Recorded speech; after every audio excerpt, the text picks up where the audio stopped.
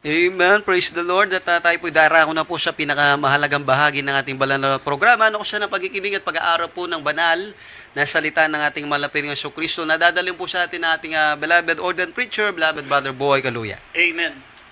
God bless you sa ating beloved MC, beloved Paulo. At ang pinakamataas na pagsamba, pinakamataas na pagpupuri, pagluwalhati, pagdakila at karangalan para sa ating dakilang Diyos nating pinaglilingkuran. Purihin po ang ating pinakamamahal na Panginoong Hesus. At nagpapabot po akong dobleng paggalang sa ating beloved and honorable pastor, beloved evangelist Wilde Estrada Almeida, the end time prophet of our loving God.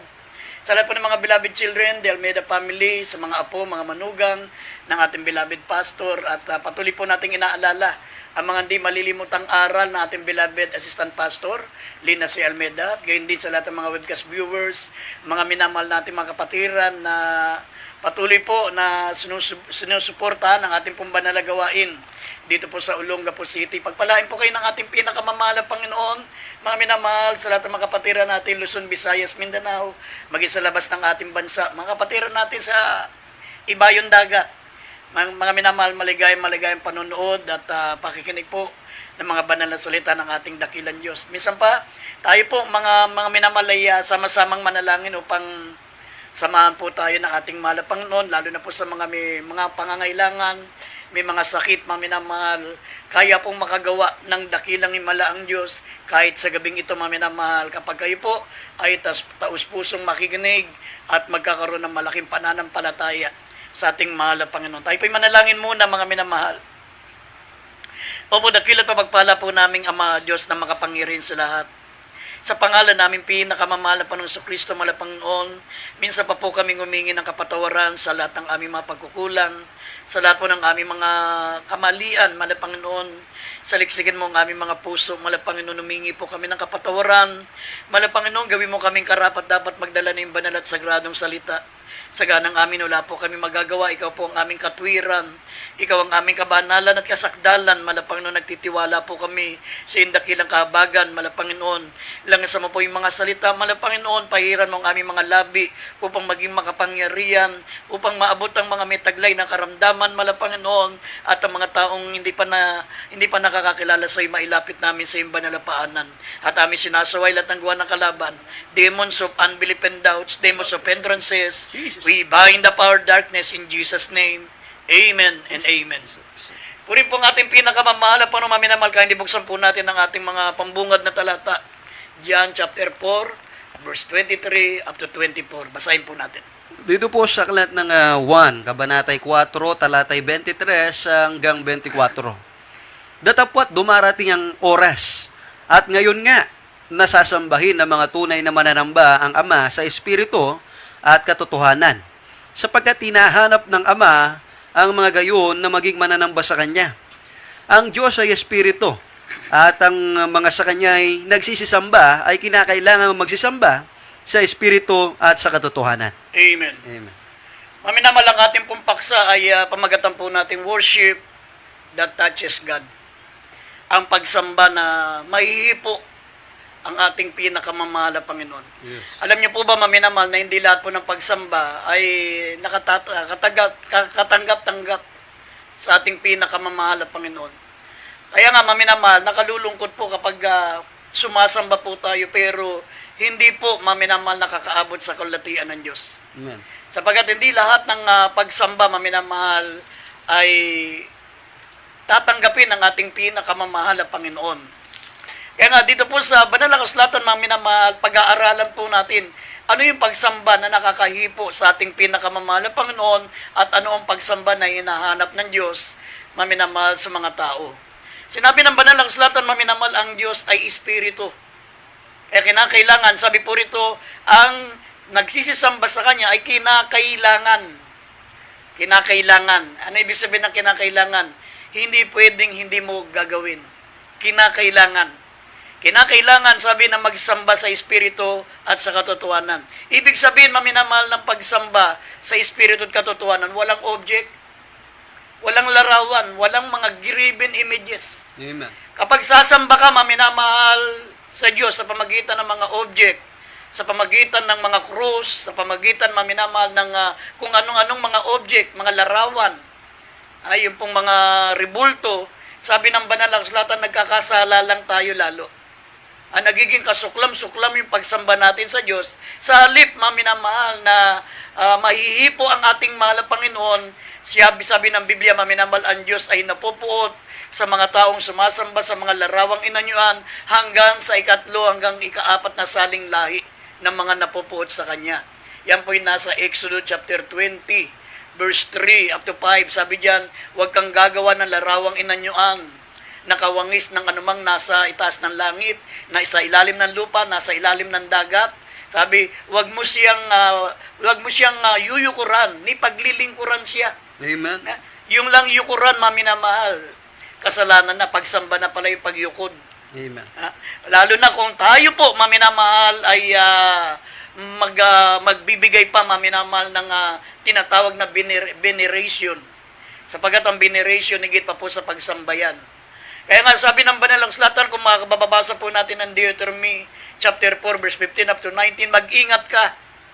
Mag-ingat ka sapagkat walang anyo, maminamal ang Diyos na nagpakita po siya sa bundok ng Horeb. Baka kayo magpakasama, baka sabi kayo ay gumawa ng larawan ng lalaki o ng babae. Larawan ng hayop na lumilipad. Sabi mga larawang umuusad, mag-ingat ka. Sabi rito, baka ikay magpakabuyo at ikay maging masama sa harapan ng mahal na Panginoon. Gaya ng sinabi po ng Isaiah 31 verse 7, maminamal na naging kasalanan sa inyo ang pagsamba sa mga larawang inanyuan. Kaya sabi rito, maminamal, kailangan siya isambahin sa espiritu at katotohanan. Basahin po natin muna Deuteronomy chapter 4 verse 15 up to 19 at mamaya dito po sa Isaiah 31 verse 7. Dito po sa kalat ng Deuteronomio, Kabanatay 4, talatay 15 hanggang 19. Ingatan nga ninyong mabuti ang inyong sarili, sapagkat wala kayong nakitang anumang anyo ng araw na magsalita ang Panginoon sa inyo sa Horeb mula sa gitna ng apoy. Baka kayo'y magpakasama at kayo'y gumawa sa inyo ng isang larawang inanyuan, nakawangis ng alinmang larawan, nakahawig ng lalaki o babae, nakahawig ng anumang hayop na nasa lupa, nakahawig ng anumang ibong may pakpak na lumilipad sa impapawid, nakahawig ng anumang bagay na umuusad sa lupa, nakahawig ng anumang isda na nasa tubig sa ilalim ng lupa, at baka iyong itingin ang iyong mga mata sa langit, at kung iyong makita ang araw at ang mga buwan at ang mga bituin, 10 ng buong natatanaw sa langit, ay mabuyo ka at iyong sambahin at paglingkuran at binabahagi ng Panginoon ninyong Diyos ang lahat ng mga bayan na nasa silong ng buong langit. Dito sa Isaiah 31:7, chapter 31 verse 7 ng Isaiah, sapagkat sa araw na yaon ay itatapon ng bawat tao ang kanyang mga Diyos-Diyosang pilak at ang kanyang mga Diyos-Diyosang ginto na ginawa ng inyong sariling mga kamay, sa ganang inyo ay naging kasalanan. Amen. Amen. Yan po, maminamahal, ang sabi ng banal na kasulatan. Amen. Sabi ng banal na kasulatan, maminamahal, na mag-ingat ka sapagkat walang ipinakitang anyo ang Diyos nung siya nagsalita. Maminamahal kay Moses at sa mga Israelita doon sa bundok ng Horeb. Amen. Sabi, baka tayo po ay magpakabuyo at magpakasama. Ibig sabihin, kasalanan pala yun. Gaya ng sinabi ng Isaiah 31 verse 7, sa araw na yun ay itatapon ng taong kanyang mga Diyos-Diyosan at ang kanyang mga Diyos-Diyosan ginto at pilak na ginawa ng kalang sariling mga kamay, na sa ganang inyo ay naging kasalanan. Tandaan po natin, mga minamahal, wala pong object, sabi ng Biblia. Sinabi ng banal na kasulatan, sa Diyos ay sasamba ka, siya lamang ang ating paglilingkuran. Amen. Kaya napakalaga, maminaman, malaman po natin ano po yung pagsamba na nakahihi po sa Diyos. Sinabi ng banal na kasulatan, maminamal, kailan makakahihi po ang pagsamba natin sa Diyos at what are the elements of worship? Kailan makahihi po ang ating pagsamba sa Diyos? At mga minamahal, sabi, what is the element? Ano yung tamang panahon para sambahin ang ating mahal na Panginoon? Sinabi ng 23, maminamahal, dumarating nga ang oras, ngayon nga. Tandaan natin, mga minamahal, ang pagsamba, maminamahal, na makahihipo sa ating pinakamamahal na Panginoon, wala pong pinipiling araw. Walang pinipiling oras, walang pinipiling okasyon. Ang tamang pagsamba, maminamahal, na makahihipo sa ating mahal na Panginoon, hindi lamang tuwing anibersaryo. Hindi lamang, maminamahal, kung mayroong espesyal na okasyon, gaya ng banal na hapunan, gaya mga minamahal ng tinatawag po, maminamahal, na church anniversary. Ang tamang pagsamba, maminamahal, na nakalulugod sa ating malapan na maihipo ang puso ng Diyos, laging ngayon. Amen. Laging ngayon.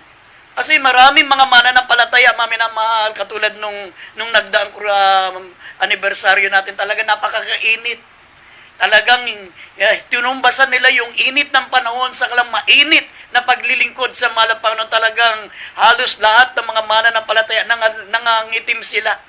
Dahil sila nakabilad sa matinding init ng araw. Talagang nagtatalon, ilang beses pinawisan, maminamal, talagang ganadong sumamba, magpuri sa ating mahal na Panginoon.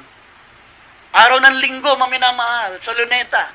Talagang mainit, matapat sila, maminamal, talagang pinagtiyagaan nila ang bumagapon na yun para ipakita ang pagsamba na mahihipo ang ating mahal na Panginoon. Kaya naman, nalugod ang ating dakilang Diyos. Yes. Gumawa siya ng makapangyarihang gawa. Napakaraming gumaling. Amen. Napakarami pong gumaling, maminamahal. Pagkabautismo ng mga paralitiko, karakadaka, nakatayo sila. Yung mga may karamdamang psoriasis, luminis, karakadaka. Amen. Yung mga matagal nang naka-wheelchair, maminamahal, bigla na lang nakatayo. Bakit? Kasi yun yung patunay na yung pagsamba natin ay nakahipo sa ating napakabait na Diyos. Yes. Amen. Mga minamahal, sabi ng Biblia, hindi siya liko upang limutin ang ating mabubuting gawa. Ay yung ginawang himala ng ating malapanon sa ating nagdaang krusada, iyan po ay patunay na ang ating pagsamba ay nakahipo sa ating pinakamamahal na Panginoon. Wala po tayong object doon. Amen. Wala kayong nakitang mga larawan doon, mga minamahal. Pero dapat po nating malaman, mga minamahal, the elements of worship is always now. Laging ngayon.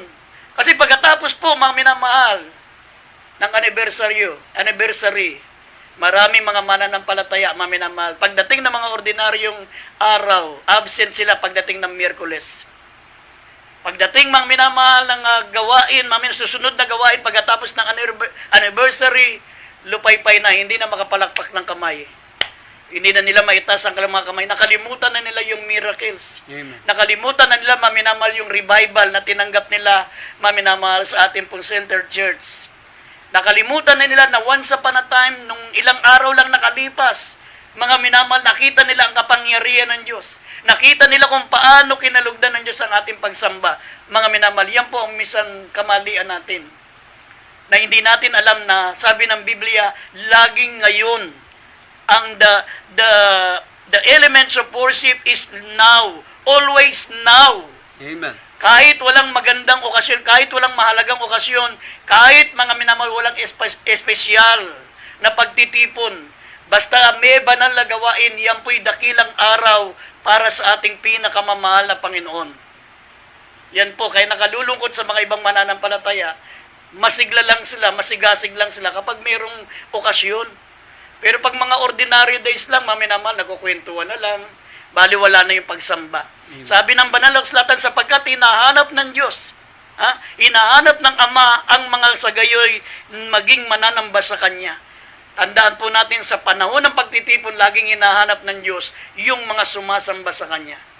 Tinitignan niya bawat isa sa atin kung sino yung sasamba na makalulugod sa ating pinakamamahal na Panginoon. At ang tamang pagsamba, maminamahal, and the elements of worship is always now. Laging ngayon. Sabi ngayon nga. Ngayon nga. Nasasambahin ng mga tunay na mananamba ang Ama sa Espiritu at katotohanan, sapagkat hinahanap ng Ama ang gayon na maging mananamba sa Kanya. Amen. Kaya nga, the elements of worship is now. Always now. Hindi na mamili. Huwag kang mamili ng oras. Huwag kang mamili ng araw. Huwag kang mamili ng okasyon. Maminamahal, kasi yung ganong mga pagsamba, ang sabi ng Biblia, pagpapaimbabaw. Sabi nga rito sa, idagdag natin ng Marcos 7, talatang 8 hanggang 9, sabi ng Biblia, ang pagpagsamba na namimili ka ng araw, masigasig ka lang, patalon-talon ka pa pag araw ng anniversary. Pero pagdating sa ordinaryong araw, halos hindi mo mailundag yung paa mo. Halos hindi mo maipalakpak ang kamay mo. Amen. Yan po ay pagsamba, maminamahal, na pagpapaimbabaw. Sabi po rito sa Marcos 7, 8 hanggang 9. Basahin po natin. Dito po sa aklat ng Marcos, Kabanatang 7, talatay 8 hanggang 9. Nilisan ninyo ang utos ng Diyos at inyong pinanghahawakan ng mga ang salitsaling sabi. Salitsabing sabi ng mga tao at sinabi niya sa kanila, totoong itinatakbil ninyo ang utos ng Diyos upang magaganap ninyo ang inyong mga salit-saling sabi. Ibabauli natin sa verse 7. Dito sa 7, datapwat walang kabuluhan ang pagsamba nila sa akin, na nagtuturo sa kanilang pinakaaral ng mga utos ng mga tao. Amen. Amen. Yan po, maminamahal, sabi, naging walang kabulo ng pagsamba nila sa akin. Bakit? Kasi naging paimbabaw lang po tayo. Hindi natin ipinakikita ito para sa Diyos. Kasi kung namimili tayo ng araw, namimili tayo ng okasyon, sinabi ng banal na kasulatan, ito po yung pagpapaimbabaw. Ito po yung pagpapakitang tao lang. That's right. Sapagkat ang the true elements of worship, sabi ng Biblia, maminamahal, is always now. Kung mababasa nyo dito sa banal na kasulatan, maminamahal, dito po sa Lucas, Kapitulo 7, talatang 37 hanggang 50, makita nyo po, si Mary